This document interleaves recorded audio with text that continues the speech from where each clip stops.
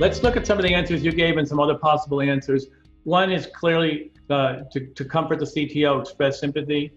Another is to,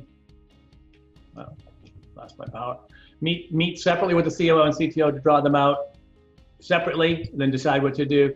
You could try to bring the COO in and meet with them both at the same time, figure out what to do. You could meet with them both later or in that moment. You could say, hey, I got to go get some more information, figure out what really happened and what's going on here. You could tell the COO to shape up, get with it, grow up. You know, this is just life in the fast lane. Be tough. You could tell the CTO that you really need her. A lot of you suggested that. You could tell the CTO to buck up, fight for what she knows is right. I said the CTO should shape up back here. I meant the COO to shape up. This is essentially say the CTO to shape up. And then tell the COO and CTO to more clearly what you expect from them. So I want you to do this and you to do that. And so I sort it out for them. The problem with most of those answers is, where does it leave the problem? It leaves the problem and the onus for a solution at my feet, at the leader's feet, and they become critically dependent on me to work together. That's not what we want. The temptation for a leader is to step in and to drive, broker, or otherwise provide a solution. It's just instinctive. It makes the leader feel like they're doing their job, like they're powerful, that they're useful, that they're important. The risk, though, is that the COO and CTO become critically dependent upon me, the leader, from then on, and that's nearly not where we want to end up. What I found is another approach that actually did play out in this. This is a real scenario. It actually happened, and what I did was, and I'm not saying this is right or wrong. It's just what I did. I think you'll find it interesting, and maybe it is even a better thing to do. But I think you might find this interesting. You offer a tissue, but don't mention the tears, because the tears suggest the situation is serious. So the tears are data.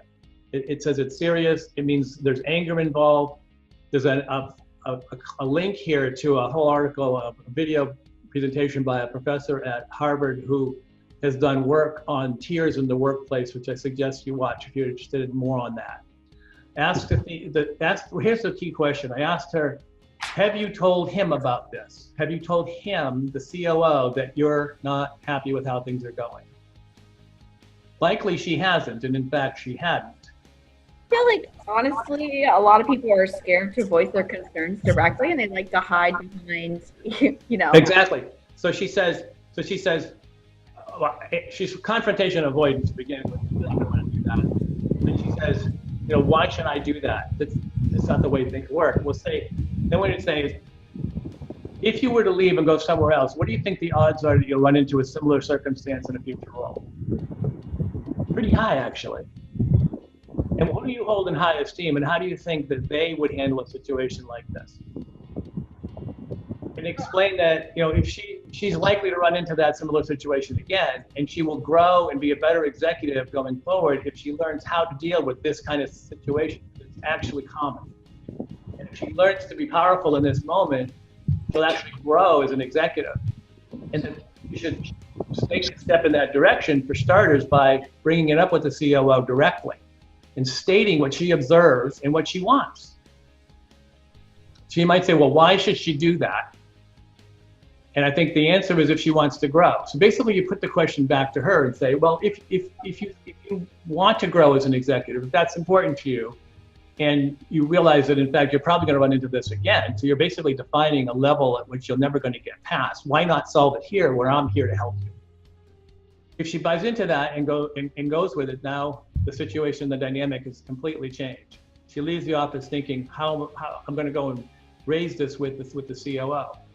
As soon as she's out of the office, as a back channel, what you want to do is get in touch with the COO, either by going and seeing him or calling him or something quickly, and make sure that he knows it's in everybody's best interest, his, yours, hers, and everybody's, to hear her out. Create a space for her to share with him what it is that's on her mind, what she's not happy about.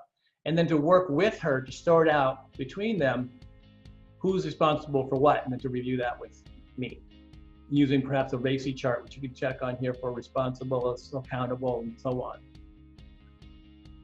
Then you follow up with each separately and then both together to be sure they work on this and sort it out in a reasonable fashion going forward. And when they do, invite them both to share everything that's gone on here with others in the organization so you can use it as a learning opportunity for everybody.